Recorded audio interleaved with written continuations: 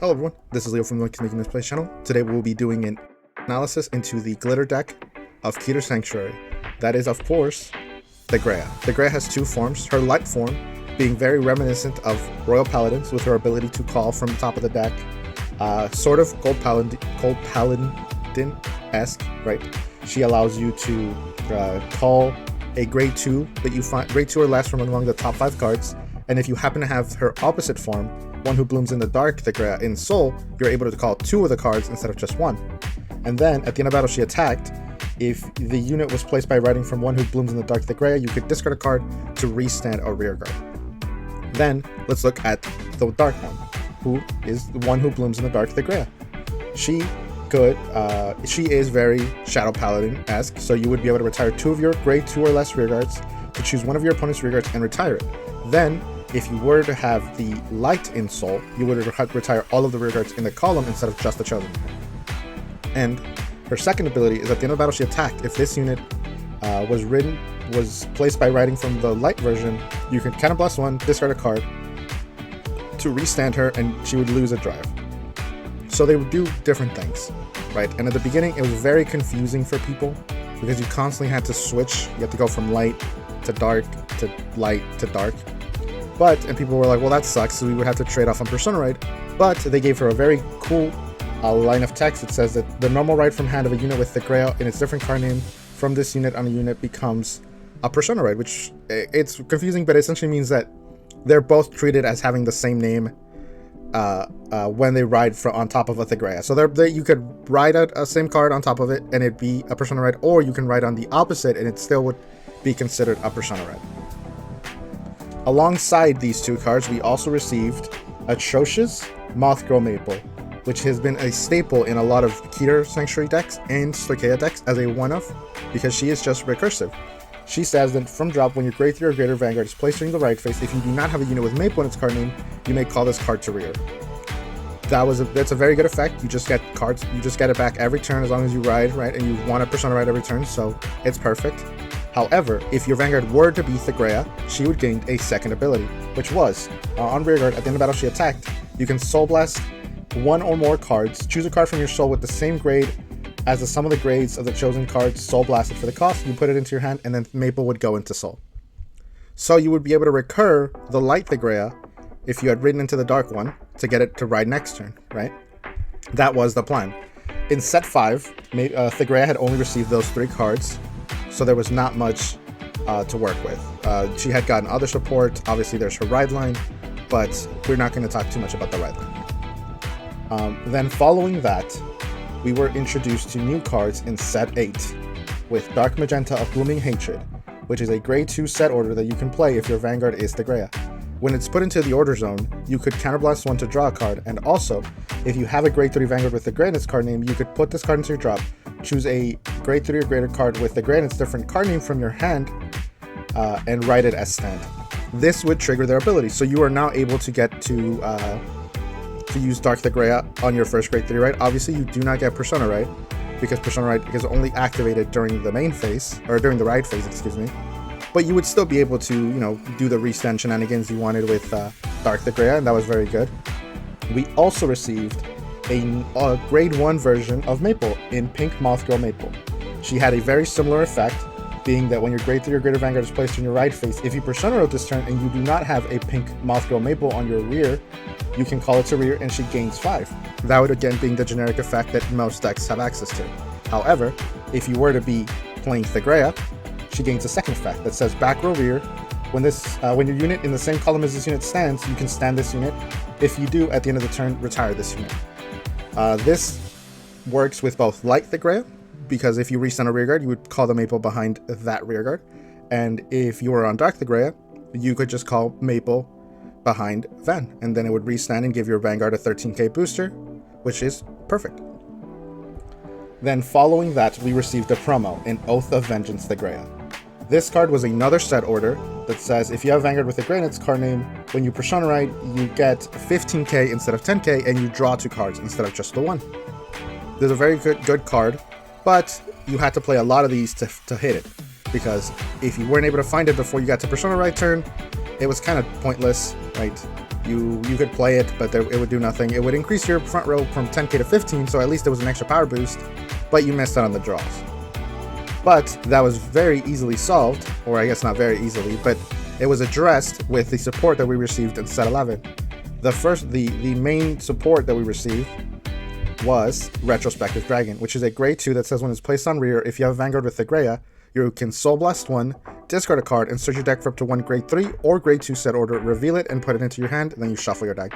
This means that the amount of both Dark Magenta Blooming Hatred and Oath of Vengeance Thegrea that you needed to run will reduce significantly. You can now play either 2 and 2, or only 2 of the grade 3, however you'd like to go about it. Then, Thegrea received a new form in Epée de Justice Thegrea, which is a sort of combination of both her light and dark. So she gained a new ability that says that when she's placed by writing from a grade 3 with her Genus card name during the right phase, until end of turn she is regarded as the card name she wrote on pawn. Then you would get to search your deck for up to one card with the Greatness card name and put it into your soul, then you shuffle your deck. Right, so you would be able to gain Persona Ride from this, obviously. So you would gain 10k and draw a card, and then the best of her abilities was the second one, which is an act that says discard a card from your hand, choose up to one grade 3 card with the greatest different card name from your soul, from soul, and write it as send. If you wrote a card, you bind this card, activate Persona Ride, and until end of turn, you cannot write again.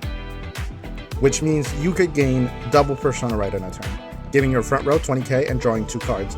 However, if you had the order Oath of Vengeance, you would gain 30k to the front row and draw 4 cards. This card is incredible. It is a very strong card. Overall, this deck has insane power and insane filtering.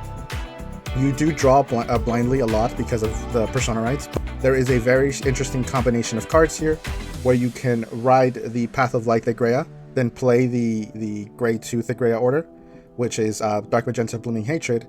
Then you can use it to ride into Epée de Justice, and then use her ability to discard a card and ride the Light Thegrea again, because if Epée de Justice isn't rode upon normally during the ride phase, she doesn't gain the name. So she is still just considered Epée de Justice. She's not considered the card under her.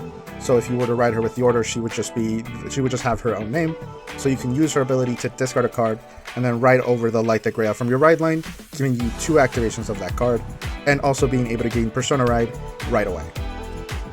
Some cards that were given to this deck that directly support it are Universal Angel, which is a grade 1 that says when this card is discarded from hand during your turn, if your Vanguard is glittered, you can counterblast 1 and draw a card. Allows you to counteract some of the discard effects that the deck has. Both Dark Thegrea and Epée de Justice and Retrospective all require you to discard cards, so Universal Angel can sort of patch the hole in your card draw there. Then we have Coexistence Dragon, which is a grade 3 that says, well, in deck or rear, if your Vanguard is glitter, it gains plus 5k and it becomes a grade 2. Not the greatest card. Obviously, you could just play a grade 2 that gets power, but I must mention it nonetheless because it is a card that directly supports a glitter deck, in this case being Thegrea. However, let's move on to some of the cards that you will see in your average Thegrea list. The first one being Divine Sister Langue de Chat, which is a grade 2 that says if your soul has a grade 3 or greater card, it gains boost and 5k. Being a 15k booster that you'll pretty much always have access to with the amount of grade 3s you run in this deck is incredible. Essentially, if you put this behind Van, you got a 28k column. That's one of those magic numbers we love to see. Very easy to get going. Don't really need to do much to keep it around. To keep that power going, you'll always be riding grade 3s. You play somewhere in the range of 8 to 9 grade 3s in your average Thegrea list, so you'll see it most likely. Then moving on from that, we have Drilling Angel. Soul can be an issue for this deck sometimes, especially if you're using Maple to filter cards back into your deck. So Drilling Angel is here to fix those holes that we might be having. Also giving you the chance to put things like Dark Thegrea in there early to be able to call 2 with Light Thegrea, or maybe putting things like Epée de Justice. If it gets damaged and you heal it, you can just get it back to be able to ride. If you get to call something off of Drilling Angel, that's fine, but we shouldn't rely on that too much because it doesn't happen that often. But it is a very good card. You think most decks will run about 3 copies or 4 copies, depending on how much soul that particular list may need. Then moving on to another very, very common staple in, I believe, most Keter decks, in Spyro Cutie Angel. This is the cycler for Keter Sanctuary, which when it's discarded from hand during your ride phase, you can Soul Blast one, put it on the bottom of your deck, and draw a card. Allows you to not have to lose out on your on a card when you pitch to ride from the ride deck. Very good. And then her second effect is when it's placed on rear, if you Persona Road this turn, you can Counterblast one, look at the top 2 cards of your deck, choose a card from among them, put it into your hand, and then you put the rest on top or bottom of the deck. Since you are able to gain Persona Ride on your first grade 3 ride, this is a very, very good card. You are able to get a card to hand and stack the deck all for 1 CD, which is very good. Although I do believe she is quite pricey. Even I don't think I have my full set yet. But it is a very good card, and if you are a Keter Sanctuary player, this would be a very, very definite pickup in my opinion. Then the last card we're going to be talking about here in this section is Solda Sakab, which is a grade 1 Dragon Tree unit that says when it's in the back row, once per turn when your rearguard is placed in the front row of the same column as this unit, you can Counterblast one and draw a card. A lot of draw in this deck, so that is not something you will have to worry about. You will just need to hope you find the pieces you need, but with so much searching and things like Retrospective, the Order, I believe the grade 2 in the ride line can also check top 5 for you. You should be able to find what you need. This deck is tons of fun. Obviously, we all know that Thegrea has the biggest personalities that we've ever seen, right? And we can all appreciate the joke. But this has been a very quick and very interesting way to discuss this deck. We're not really doing a deck list because there's no real point.